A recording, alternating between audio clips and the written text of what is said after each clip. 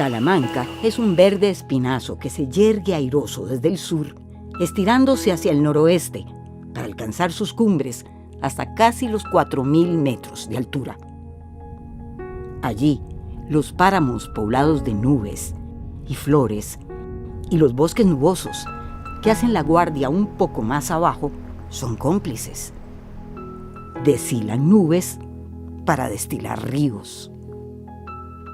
Así, gota a gota, roban a las vaporosas visitantes el tesoro de humedad que guardan. Unas se filtran, otras resbalan y se encuentran con más y más, que bajando toman fuerza para hacer más y llenarse de vida para alimentar a muchos, para llegar al mar a entregar su tesoro y a menudo generar más vida. Solo así se cierra ese ciclo que es esencial para que la vida sobre la Tierra sea posible, porque es sobre la superficie del océano donde nacen las nubes. Por eso, el río se entrega al mar sin condiciones. Por eso, hay que defender ese pulso vital en las arterias de la Tierra. Detener ese río, secuestrar su caudal con cualquier excusa de progreso, es destruir su vocación de colector, arriero de aguas, alimento, repartidor de vida, camino. Es callar para siempre su canción de piedras y montaña. Es desterrar al olvido la profunda paz de sus remansos. Es corromper sin remedio la diáfana y cristalina transparencia de las aguas salvajes apresadas.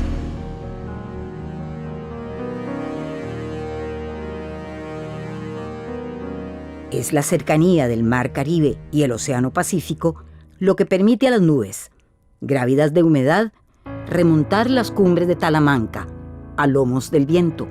Por eso las vemos así, vagabundeando por los páramos o enredándose entre las copas de los robles. El resultado de esa visita es el prodigio que ya conocemos. A lo largo de todas las alturas talamanqueñas, más o menos un total de 40 ríos, se aventura cordillera abajo, buscando el Océano Pacífico. Uno de ellos es el héroe de nuestra historia. Veamos. Nace con el nombre de su madre, la montaña más alta de Costa Rica, el Chirripó. Desde allí baja desparramando su esplendor, abriéndose paso bosque abajo, iniciándose como arriero de ríos. Así, se une a otros más pequeños y nos da una lección sobre la grandeza de lo colectivo. Por eso, cuando se junta con el río Buenavista, hasta el nombre pierde. Ya no se llama más Chirripó Pacífico. Ahora es el General, que corre hacia el sur, reuniendo el agua de los ríos que descienden no solo de la cordillera, sino también de las filas que escoltan al litoral pacífico. Entonces empieza a bordear los territorios indígenas y por eso cambia de nombre otra vez. El General es bautizado para siempre por quienes durante siglos han compartido su suerte con él. Ahora se llama Térraba.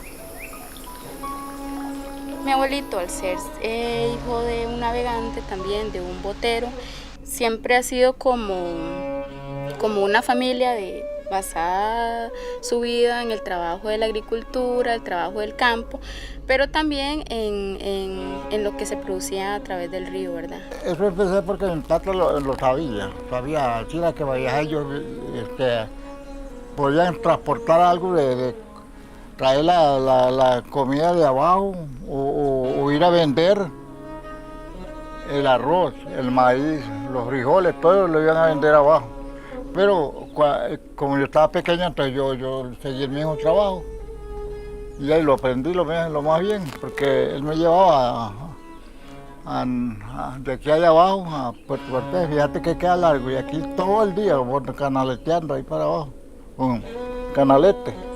El río es la principal fuente de comunicación para nosotros, para comerciar nuestros pequeños pocos productos. Todos en bote nos íbamos a Palmar, Cortés. Unos 7, 8 quintales de arroz, de maíz o cualquier producto. Cogíamos 30 kilómetros hacia abajo. Si no nos compraban todo en Palmar Norte, íbamos al sur o Cortés. Es que íbamos por comitiva, por varios botes, ¿verdad?, para acompañarnos en el río. Tal vez unos 3 o 4 botes, 5 botes. El camino, todo un símbolo. Pero el río ha significado más que eso para la población indígena. Era lo esencial, digamos, era el agua que teníamos para vivir, para tanto nuestras labores domésticas de mi familia en aquel tiempo, como para las siembras y todo. Y ahí es donde se jalaba el agua. Allí íbamos a bañarnos, ahí íbamos a lavar los platos, ahí íbamos a traer agua para hervir, para cocinar. Y las vacas, digamos, pues siempre mi familia siempre tuvo vacas, animales, caballos, entonces todos iban al río a tomar. Sí, a un lado y a otro del río, cerca de la ribera, algunos más cerca, hay térrabas y borucas que confían y medran en su aura bienhechora. En este magnífico cuerpo de agua, la vida nunca fue un milagro, más bien un acostumbrado regalo. Veo el río Grande de Térraba como mi padre, porque fue el que me regaló el alimento que yo necesité.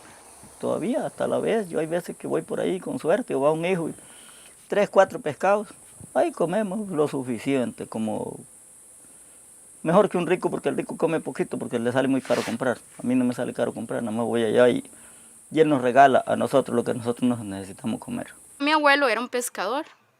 Entonces mi abuelo, él pescaba, después de que se iba a cultivar, bajaba al río, pescaba. Recuerdo de niña que él los traía en sacos de pescado, de verdad, eran pescados enormes, que los ponía así en el lavadero, en la pila o el moledero que tenían, y eran casi el tamaño del moledero, digamos, de la pila. Bueno, en el verano, en las cortezas amarillas comenzaban a caer las flores al río, entonces se veía uno de este otro lado de la orilla del río, donde las machacas, los robalos, comenzaban a brincar, a comerse las flores, y muchas veces mis hermanos iban en balsa, cruzaban y ponían las cuerdas al otro lado. Así, El viejo y buen río fluye repartiendo toda la vida que se gesta en sus aguas. Más aún, pareciera que su hálito protector corre también por encima de su cauce. Ese vientecillo que trae consigo y que la población ribereña conoce muy bien. No solo porque nos ayuda en la parte de alimentación, sino hoy en día con tanta calentamiento global que hay, todavía él sigue dando oxígeno, respirando por las brisas que se corren, ¿verdad? Las brisas del río Terra. Las historias de las abuelitas, ¿verdad? Y de mi mamá también, que es la maestra que trabaja en la escuelita que está del otro lado del río. Ellas cuentan, y mi abuelita contaba, que había una cierta hora que uno llegaba al río y que se podían percibir olores. Y en esos olores, de hecho, a veces uno cuando va a acampar o así se siente como a cacao recién tostado, cacao fresco. Algunas abuelas decían que, mi mamá ha percibido olores como a cebolla, como a unas cremas que hacían ellas para el cabello. Entonces, yo creo que es más que demostrar, ¿verdad?, que no sé si el río las trae, si es el aire que pasa. Lo real y lo maravilloso. Así trenzan nuestros indígenas la experiencia de vivir cerca o muy cerca de un gran río. Como con el sustento diario, el río es una oportunidad para mucho más. Porque yo me tiraba aquí en la poza con 3, 4, 5 primos. Vamos río abajo, de aquí hasta allá, 1 kilómetro, 2 kilómetros nadando por medio río, viendo los pescados pasados en el río. Decía uno, qué bonito, vea cómo está la comida. Teníamos algo que podíamos decir diversión, o lo decíamos, de ir un grupo de personas en la noche, una fogatita ahí en la orilla del río. Tal vez 1 o 2 se quedaban cocinando algo, pescado, camarones, porque había mucho, cocinando el arroz. Y el resto se iba a pescar. Esa era una diversión, además de pescar. Y toda la noche, el siguiente día venían con sueño, porque no dormían. La presencia del río es tan espléndida e inefable que hasta los borucas, que viven lejos, lo visitan. Ahora como hay carretera, ahora pagan un carro, llenan un carro, un camión y se vienen al río a estar 8 días, 15 días. ¿Por qué? Porque allá hay cangrejos, hay pescados, hay comida y están buscando un ambiente, ese aire, ese viento que el río trae. Les gusta a mucha gente vivir eso, vivir esos olajes de aire, ¿ves? Esa naturaleza, que sin ese río, ¿dónde lo vamos a buscar? Que es el único. Semejante benefactor tuvo que haber inspirado la forja de ese espíritu solidario que es propio de estos hijos del Pérraba. Mi abuelo, él pescaba, después de que se iba a cultivar, bajaba al río, pescaba y traía pescado para la familia, traía pescado para los vecinos, principalmente para las abuelas que eran viudas o madres solteras. Entonces él traía los pescados y los repartía. La pesca la utilizábamos casi solamente para el consumo, no para la venta. Hay historias de que si yo me ponía a pescar para la venta, a maltratar a mi vecino con los precios, el dueño del agua no le gustaba. Entonces, otro día me salía o no cazaba nada, no agarraba nada. Esta espiritualidad se transparenta sobre todo en los lazos que también los unen con la tierra, con el bosque y sus habitantes. Mira cómo había venado, se bajan a tomar agua. Y a veces baja uno y le baja así cerquita y se quedan bien ricos y salen. Pero allá se quedan parados, no salen. Como los ajinos usted se topaba partidas ahí, quedan todos bujeando ahí, pero ya, no los mataba uno y se iban. Allá los vi, la vuelta los encontraba uno. El sistema de siembra, hacíamos, era un palo con una punta aguda, ¿verdad?, para abrir la tierra. Se decía, vamos a pedirle permiso primero a Dios, porque en ese entonces teníamos solamente Sibu, que es Dios, y naturaleza.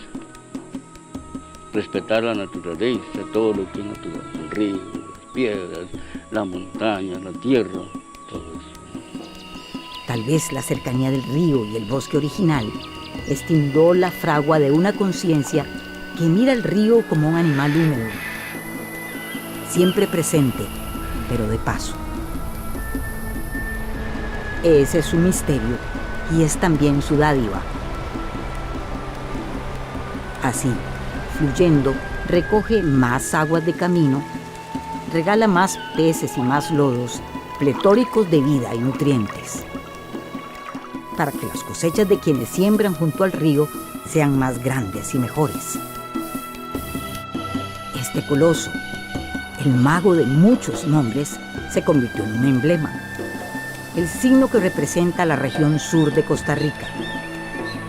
Camino que cruza caminos, camino de agua, camino de vida.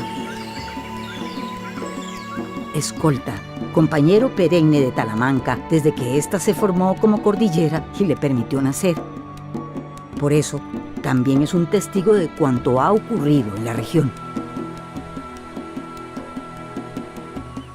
En las tierras bajas, antes de su llegada al océano, en el llamado Valle del Diquís, el río deposita como ofrenda el tesoro de sus crecidas. Cubiertas de bosque, estas tierras estaban a salvo hasta que, en 1939, llegó la United Fruit Company. El bosque húmedo fue sacrificado para que el bananal creciera gracias al fértil suelo de aluvión. Eso dicen que se llama progreso. Así empieza el asalto al sur. Su denominador común fue la deforestación y la contaminación. Cuando la actividad bananera se acaba, continúa el cultivo de la palma africana a finales de los 70. Así se perpetúan las inmensas plantaciones, tragándose el don fecundo del río, contaminando con sus agrovenenos, para lo que las compañías no tienen escrúpulos. Por eso, es fácil que otros se antojen de venir a Costa Rica a aprovechar tierras fértiles y gobiernos complacientes. Así es como Pindeco también llega al sur. Las plantaciones son el negocio redondo de quienes explotan tierras vírgenes. Son un sistema simple y eficiente, bajos costos y altos rendimientos, pero muy vulnerables a las plagas. Para eso, las empresas tienen a mano plaguicidas que no solo controlan las plagas, lo envenenan todo. De esta forma, las tierras y las aguas del sur son las primeras víctimas. La lluvia, inocente, arrastra al invisible veneno consigo y lo lleva a los ríos. Los ríos, los compañeros de viaje del Terraba, o al mismísimo Terraba, que corre allá abajo, también inocente. Al final, ¿quiénes pagan los platos rotos? Yo sé que él como que tuvo un bajonazo por todo eso, que yo veo que dentro esa piñera le dicen ahí, vea, y es que da miedo pasar ahí. Un día esto fui a caminar por ahí y íbamos pasando y había una quebradita y estaba a puños los pescados muertos. Y otro señor, hay unos que dicen, ay no, que ¿por qué será que se murieron? Y dicen, pero ustedes están ciegos, si solamente se siente el olor del químico que echan ahí, de eso se mueren los pescados. Es grave la situación al pensar en proyectos que lleguen a utilizar el agua del río, porque ahí sale toda clase de contaminación. Aquí ya está quedando muy rarito la cacería en el agua. Hay muchos animales que han desaparecido totalmente. La nutria, casi no se ve la nutria, los garzas, todo este montón de cosas. Eran volcanes de peces que parecían muertos cuando hubo la limpieza de los tanques, de los carretillos y toda esa cosa en Pindeco. Tras semejante seguidilla de calamidades ambientales, el sur y su gran río enfrentan una amenaza más. 6.815 hectáreas de embalse, 631 megawatts de potencia instalada, el pH de Iquis del ICE. Con eso, podríamos vender electricidad al resto de Centroamérica sacrificando al río Terraba. Solo que estos sacrificios en los embalses son de muerte lenta.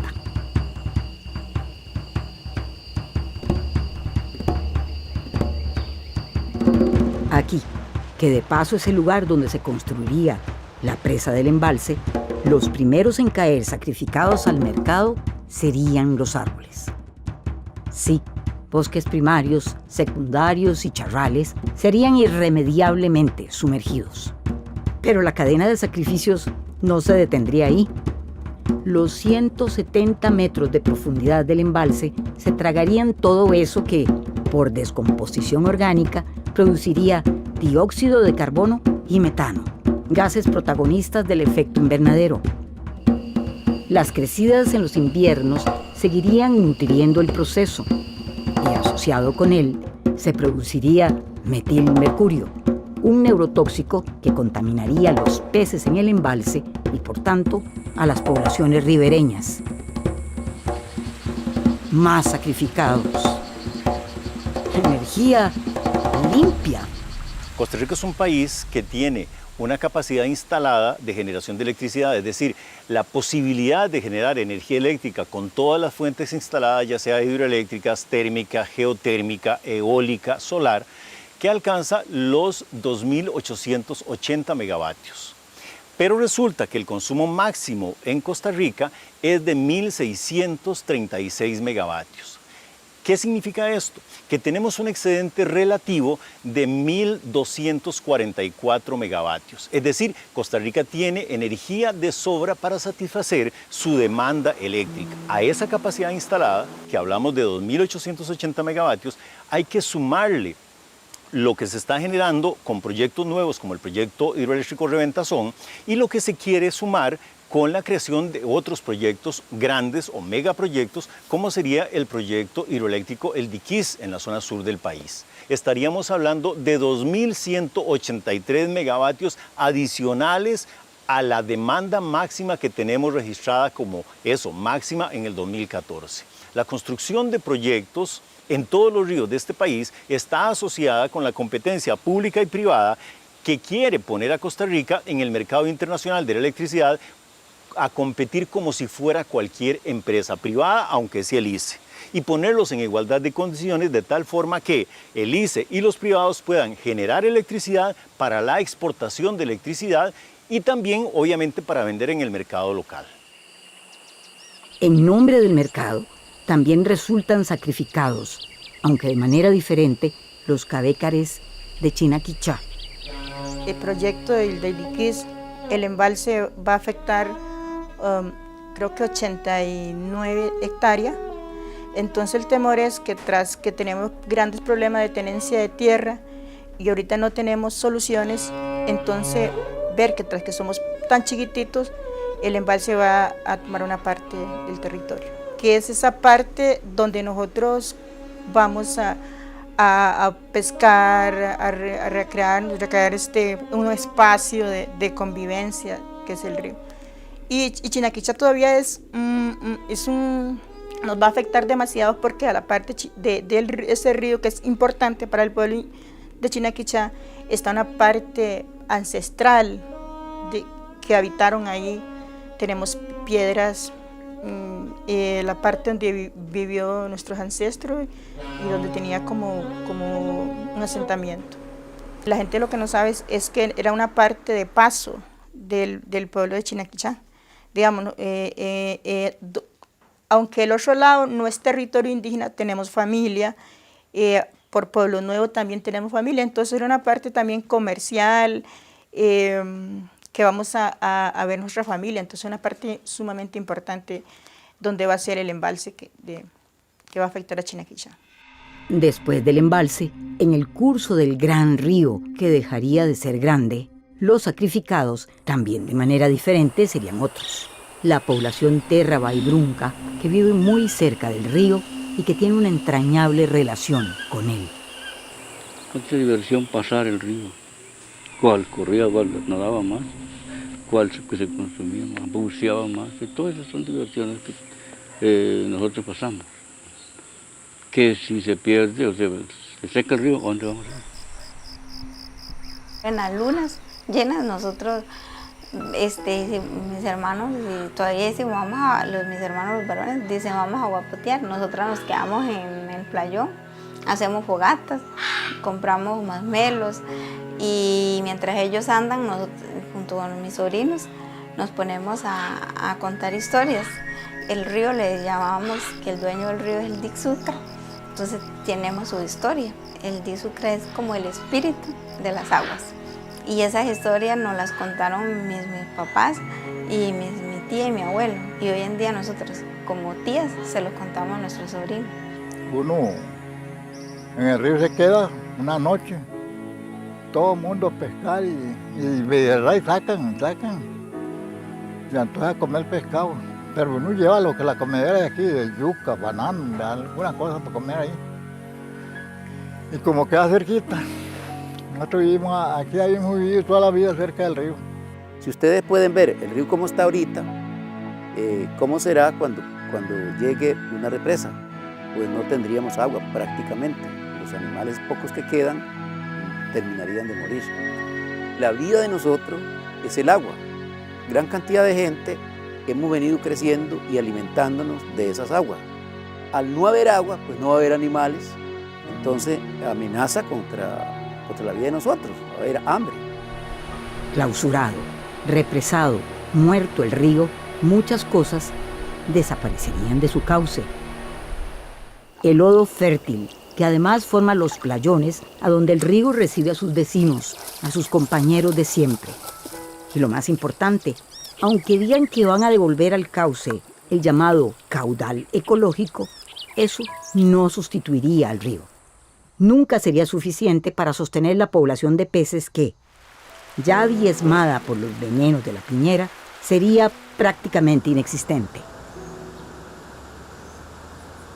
Y es que eso no solo afecta a los indígenas próximos. Hay otros que también viven muy cerca del río y se alimentan acá. El ecosistema ribereño es complejo y alberga a muchos cuando el río está vivo, cuando fluye, como ahora. Tal vez por eso, su flujo hipnótico relaja y ayuda a sanar a una vecina no indígena que no teme vivir junto a él. Vivo feliz, muy feliz, porque yo amo mucho este río. Desde hace 5 años que yo llegué aquí, para mí ha sido el mejor vecino que yo he tenido. El año pasado, cuando tuve cáncer, para mí era una forma de desestresarme, verlo por la ventana o por el balcón, bajar esa cantidad de agua tan inmensa, algo que a mí me ha dado tanta tranquilidad, tanta paz. En momentos de dolor, él me ha dado paz y fuerza para seguir luchando, y cada día veo más. O sea, me levanto en la mañana y ver la naturaleza bajar de ese río, yo me emociono y me enamoro más. Yo me enamoré de ese lugar. Yo de aquí no me quiero ir.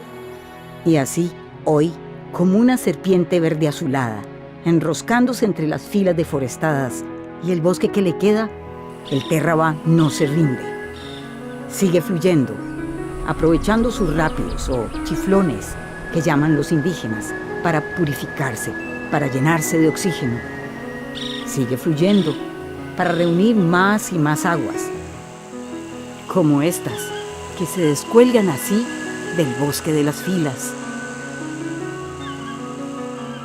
El gran río se hace más grande cuando recibe al Cotobruz, arriero de todos los ríos que nacen en el último tramo de Talamanca. Por eso, de nuevo, cambia de nombre.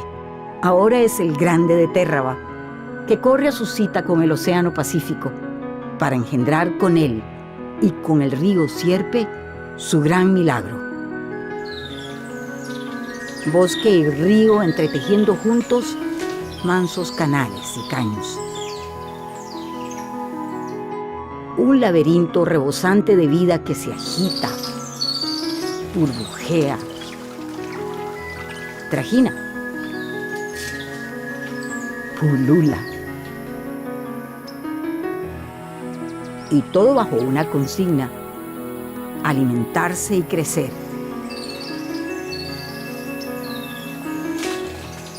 Una verde cuna. Un inmenso vientre, especialmente bajo el agua. Porque aquí, gracias a los manglares y a su frenético tejido de raíces, se reproduce una inmensa diversidad de especies marinas y de agua dulce. El humedal Terraba Sierpe es sitio Ramsar, y si algo distingue a un lugar así, es su capacidad para alimentar a muchos, por no decir a todos.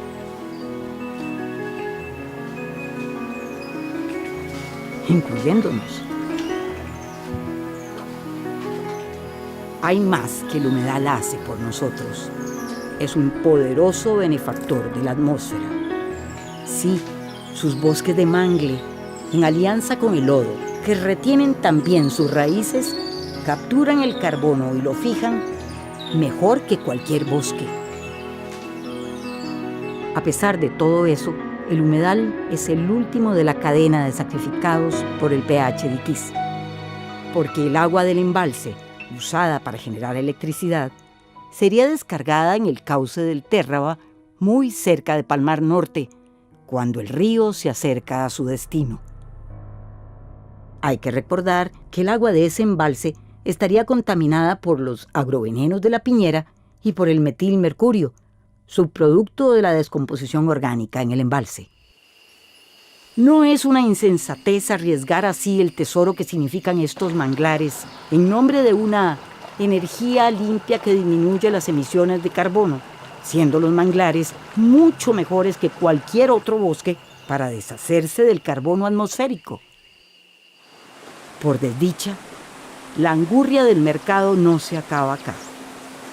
También en el sur, a este pequeño e impetuoso río, el Sonador, se le iba a robar el agua para pasarla a uno de los afluentes del General, el río Convento, condenado igualmente a una represa por una empresa privada. O sea, toda la comunidad de nosotros iba a quedar sin agua. Y entonces fue ahí donde nos concientizamos todos y empezamos a luchar, a conquistar gente para que nos ayudaran, que para nosotros era muy duro ver ese río seco. Porque eso era lo que estaba en juego, el futuro aquí en cuanto a abastecimiento, o sea, agua para consumo y también para las actividades productivas. Puedo observar las procesiones de personas en el verano que van a disfrutar de ese río y ver cómo los niños, en mi pulpería yo vendo de anzuelos y cuerdas y todo, constantemente van a traer todos esos productos para irlos a esos aparatitos para ir a pescar. Mucha gente va al río a buscar un momento de tranquilidad, a escuchar el sonido del río. Eso es algo que no tiene precio.